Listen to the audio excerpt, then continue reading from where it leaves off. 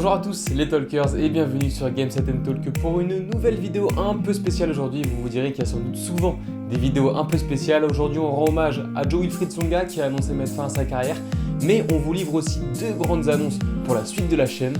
Alors on va ça tout de suite après le jingle.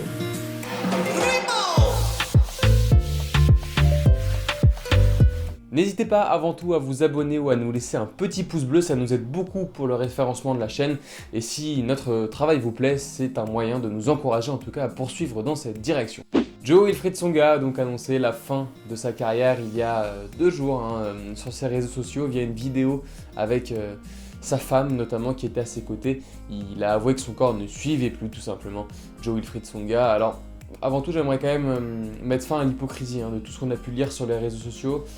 C'est vrai que bon, outre les connaisseurs de tennis qui savent évidemment la carrière qu'a eu Joe-Wilfried Tsonga, on le rappelle, c'est 45 victoires sur le top 10, c'est 3 victoires sur les numéros 1 mondiaux, c'est 16 victoires sur le Big 3, c'est une Coupe Davis, un titre à Bercy, un titre à Toronto, avec notamment des victoires sur Murray, Djokovic, Federer, Dimitrov, c'est une finale à l'Open d'Australie en 2008, où il terrasse Nadal en demi, où il perd Djokovic en finale. Voilà, c'est des quarts dans tous les grands chelems, 18 titres, c'est le deuxième français derrière Yannick Noah, à 5 titres derrière Yannick Noah, même s'il n'y a pas de grand chelem, c'est vrai au bout. Mais voilà, Joe-Wilfried Tsonga, c'est une énorme carrière, c'est peut-être top 5 des joueurs hors Big 3 sur la période où il a évolué, avec les Wawrinka, les Murray, les Del Potro, les Ferrer, les Berdych.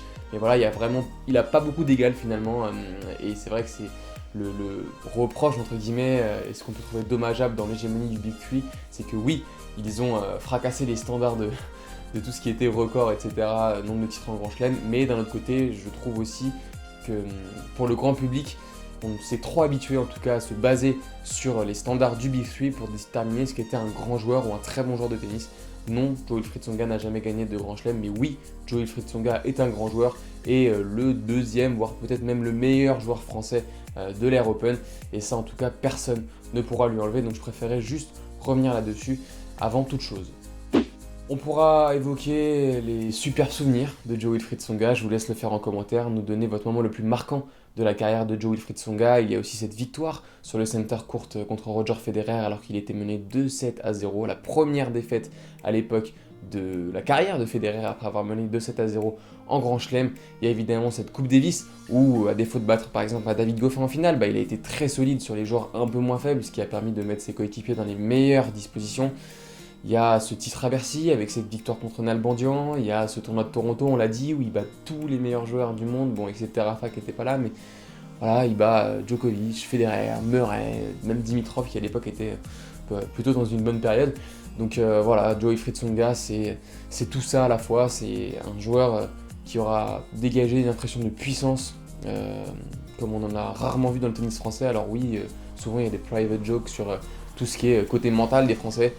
En l'occurrence, je suis désolé, mais Joe-Wilfried Tsonga, c'est peut-être un des seuls auxquels on ne peut pas imputer ça. C'était un monstre dans tous les domaines quand il était à 100%. Malheureusement, il récupérait de moins en moins bien, les blessures s'accumulaient, et il avoue qu'il n'a plus la force tout simplement physique de se dépasser, et c'est la raison pour laquelle il arrêtera sa carrière après Roland-Garros.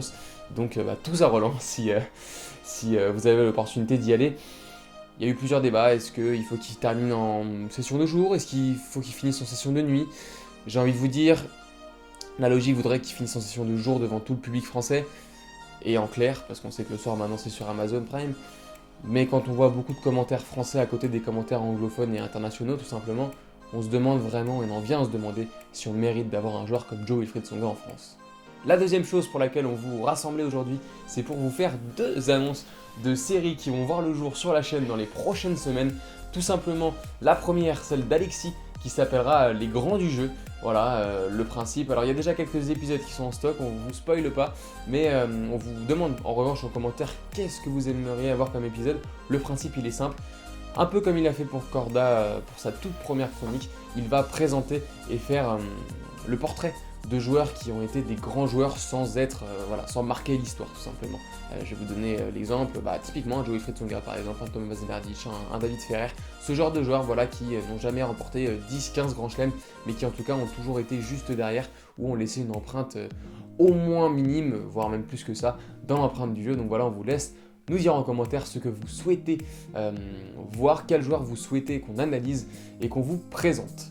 La deuxième série, ce sera la mienne en l'occurrence, et on va parler de Jo-Wilfried Tsonga. C'est aussi pour ça que c'était une bonne opportunité de faire cette petite vidéo de présentation. C'est une série qui va porter sur les épopées légendaires, voilà, des joueurs plus ou moins connus. On va essayer de se détacher un peu du Big Three, hein. On aurait pu parler de Djokovic en 2011, de Federer et Nadal en 2017, peut-être qu'on le fera si la série marche, mais dans un premier temps, on a choisi de se concentrer sur des joueurs hors Big Three, voilà, bon. A priori, ça reste quand même des joueurs que vous connaissez tous très très bien, mais voilà, les 2-3 premiers épisodes ont été écrits, il faudra les tourner dans les prochaines semaines, les monter, et on essaiera de vous proposer ça en tout cas pour la fin du mois de mai, le début de Roland Garros, etc. Donc voilà, je vous ai donné peut-être quelques petits indices déjà sur pourquoi on faisait cette vidéo, le timing, etc. etc. Ça vous laissera peut-être imaginer quel sera notre premier épisode, mais je vous invite là aussi à nous dire en commentaire quels épisodes aimeriez-vous avoir. Alors je pense qu'à moyen terme on en fera 3 ou 5 des épisodes, après peut-être plus hein, sur l'année qui va s'écouler, en fonction de comment ça marche, de vos retours et de la manière dont ça vous plaît tout simplement, du soutien qu'on aura et de tout un tas de facteurs. Voilà, en tout cas on a vraiment hâte de vous présenter tout ça, ça va être super, il y a plein de belles choses qui arrivent sur Game Set & Talk. On a eu notre nouvelle charte graphique que vous avez pu voir, il y a l'interview de Paul Dorochenko qui est sortie il y a quelques jours. Voilà, et puis là, la semaine prochaine avec Monte Carlo, la saison sur Terre qui arrive, Madrid, Rome, Roland Garros évidemment, on va continuer de vous proposer un maximum de contenu avec des vidéos, des lives, des analyses, notre crème liftée qui reviendra évidemment, qui vous a beaucoup plu pendant la tournée américaine et ça nous fait très plaisir. En tout cas, nous on se retrouve très très vite sur Game Set & Talk pour parler tennis évidemment, français peut-être si on a des bonnes performances d'ici Roland Garros et surtout terre battue.